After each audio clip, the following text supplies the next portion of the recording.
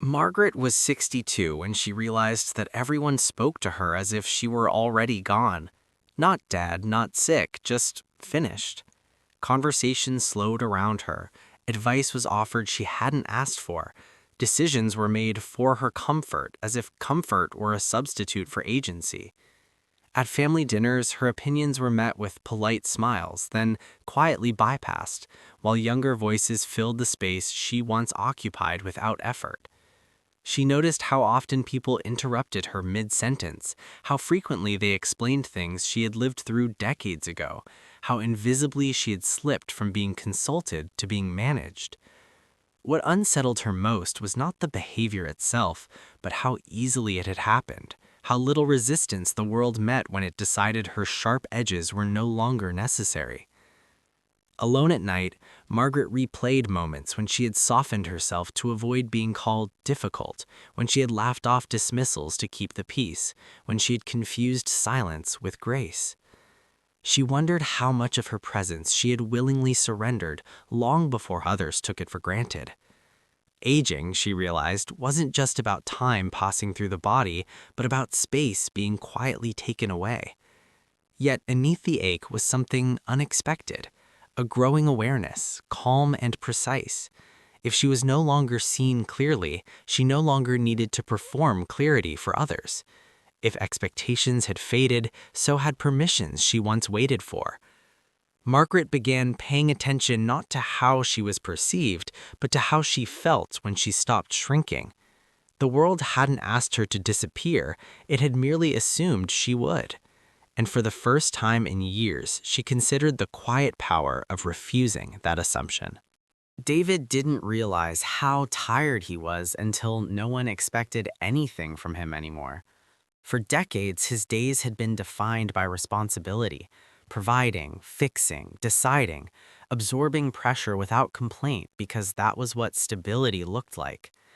People relied on him quietly, confidently, rarely acknowledging the cost of being the one who never failed. When retirement arrived, it was framed as a reward, a long-earned rest, but the absence of demand felt less like relief and more like erosion.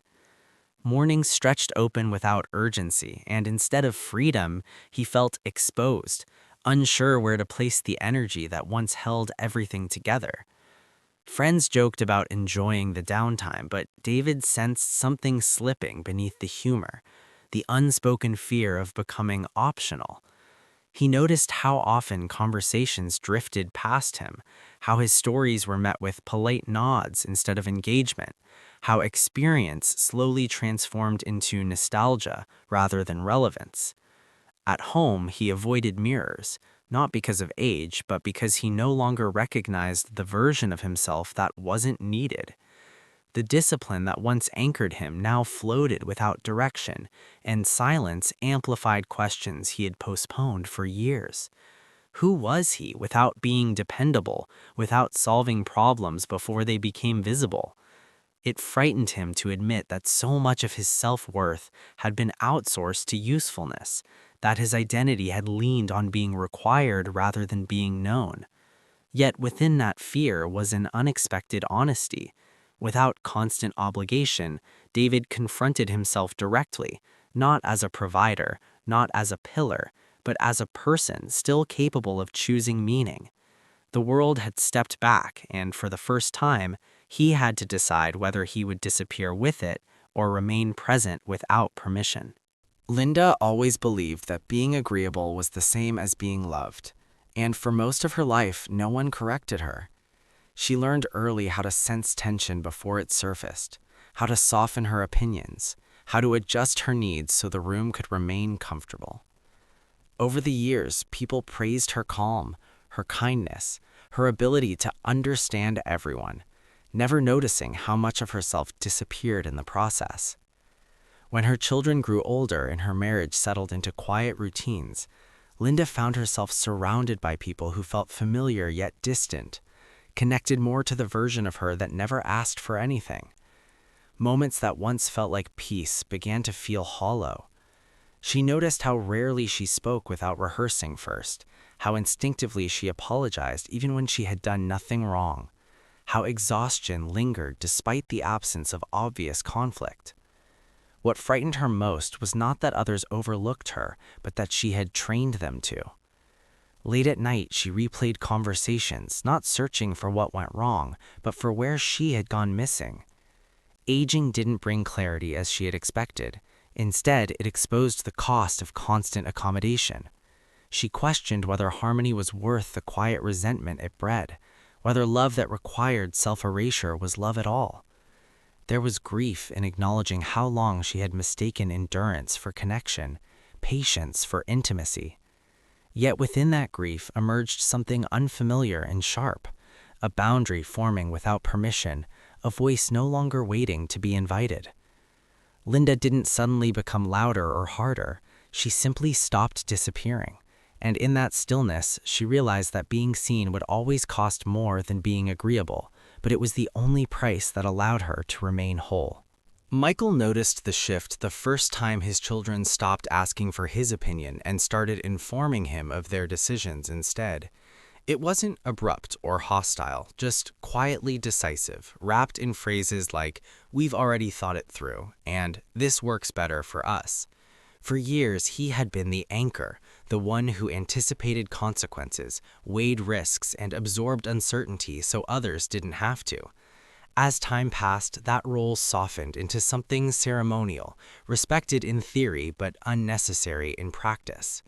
Family gatherings continued, but his presence felt symbolic rather than essential, his experience treated as background rather than guidance. What unsettled Michael was not losing control, but losing relevance without discussion. He found himself listening more than speaking, choosing silence over correction, unsure when authority had transformed into inconvenience. Alone, he examined memories of leadership, wondering whether his certainty had once been reassurance or simply habit. Aging forced him to confront an uncomfortable truth. Being needed is temporary, even by those who love you.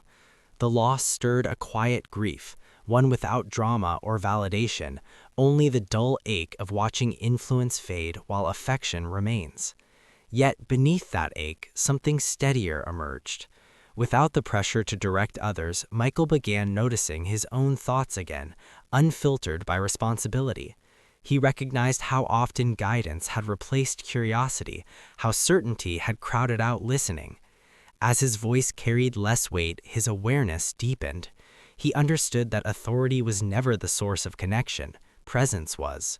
And while the world no longer leaned on him as it once did, Michael sensed that meaning might still exist, not in leading from the front, but in standing fully within himself, even when no one was watching. Helen realized how invisible she had become when people started talking around her instead of to her. At first, it felt accidental. Conversations shifting topics mid-sentence, questions answered without waiting for her response, plans discussed as if she weren't sitting at the table. She told herself it was nothing, that age changes dynamics, that this was simply how life evolves. But the pattern repeated until it could no longer be ignored. For decades, Helen had been attentive, reliable, emotionally present, the one who remembered birthdays, noticed mood changes, and kept relationships intact through quiet effort. Now, that attentiveness seemed to disqualify her rather than connect her. She noticed how often her emotional labor was assumed rather than acknowledged, how rarely anyone asked how she was without immediately redirecting the conversation back to themselves.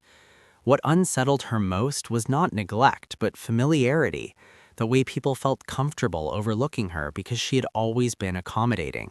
Alone, Helen revisited memories she once framed as kindness and began recognizing how often she had minimized her needs to preserve harmony. Aging didn't erase her desires, it stripped away the distractions that once kept her from noticing them. There was grief in realizing how long she had postponed herself, how often she had equated being easy to love with being worthy of love. Yet beneath that grief was a quiet reckoning. If she was already unseen, she had nothing left to lose by becoming honest.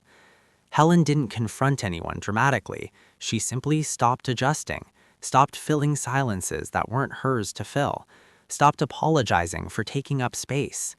The shift was subtle but irreversible. Some connections thinned, others became awkward, and a few deepened unexpectedly. What remained was a fragile but steady truth. Invisibility isn't always imposed, sometimes it's practiced, and reclaiming presence begins the moment you decide not to disappear for others' comfort anymore. Robert felt the weight of his life most clearly on the days when nothing was expected of him. There were no deadlines, no emergencies, no one waiting for his response, and that absence unsettled him more than stress ever had. For most of his adulthood, urgency had given his days shape and justification, and without it, time stretched uncomfortably open. He began noticing how often he reached for distractions, how quickly silence invited questions he had avoided for decades. Sitting alone in the early mornings, Robert replayed choices he once labeled as practical, the passions he postponed, the relationships he maintained out of habit, the compromises he made because they felt responsible. Aging didn't bring the clarity he had imagined. Instead, it stripped away the narrative that busyness was purpose. He realized how often he had confused motion with meaning, productivity with fulfillment. The hardest truth to confront wasn't regret, but recognition, the awareness that no one had forced him into this life, that many of his sacrifices had been voluntary, made in exchange for approval and stability. That realization carried both guilt and freedom. Without roles to uphold, Robert faced himself without titles, without expectations, without the quiet applause of usefulness. Some days that exposure felt unbearable, like standing in a room with no furniture and no instructions. Other days, it felt honest. He began allowing himself small, unremarkable choices, not because they led anywhere, but because they belonged to him. There was no dramatic reinvention, no sudden clarity, only a slow dismantling of the belief that his value depended on contribution. In that dismantling, Robert discovered something fragile but real, a sense of presence that didn't require justification. He understood that meaning isn't always found by adding more, but by noticing what remains when everything unnecessary falls away, even if what remains feels unfinished and uncertain. Susan realized she had outlived the version of herself everyone remembered. People still greeted her warmly, still spoke about the past as if it were proof of who she was, but no one seemed curious about who she was becoming. Conversations lingered on memories, achievements already completed, roles she had long since fulfilled, and each reminder felt less like recognition and more like confinement. For years, Susan had accepted this gently, grateful to be remembered at all, telling herself that this was the natural rhythm of aging. But one afternoon, listening to someone recount her own life back to her, she felt a quiet resistance rise. The story they told was accurate, kind even, yet incomplete. It left no room for doubt, for desire, for change. Alone later that evening, Susan confronted a fear she had avoided naming, that the world had decided her narrative was finished, and she had unconsciously agreed. She examined how often she censored her ambitions, how quickly she dismissed new interests as impractical, how readily she adopted to being predictable. The comfort of familiarity had slowly replaced curiosity, and with it, a subtle grief took hold. What unsettled her wasn't the passing of time, but the shrinking of possibility.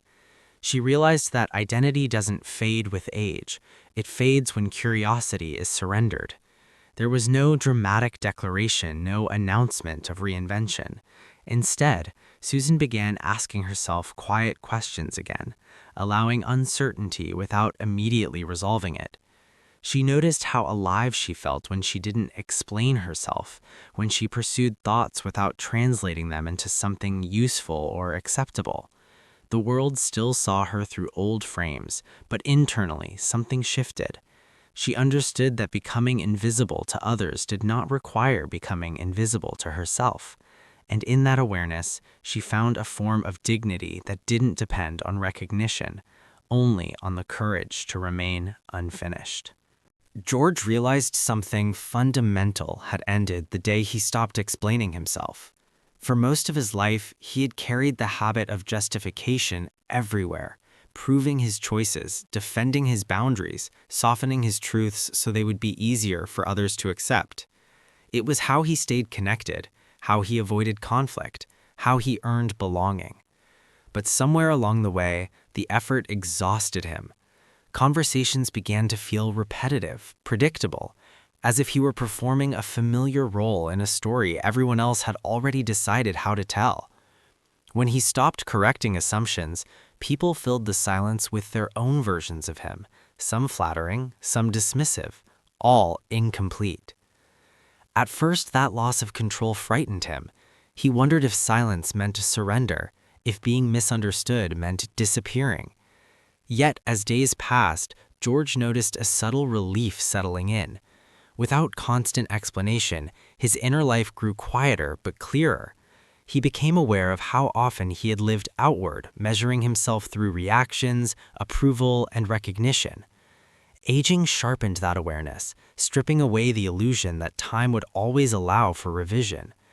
He confronted the reality that many relationships were built not on who he was, but on who he made himself convenient to be.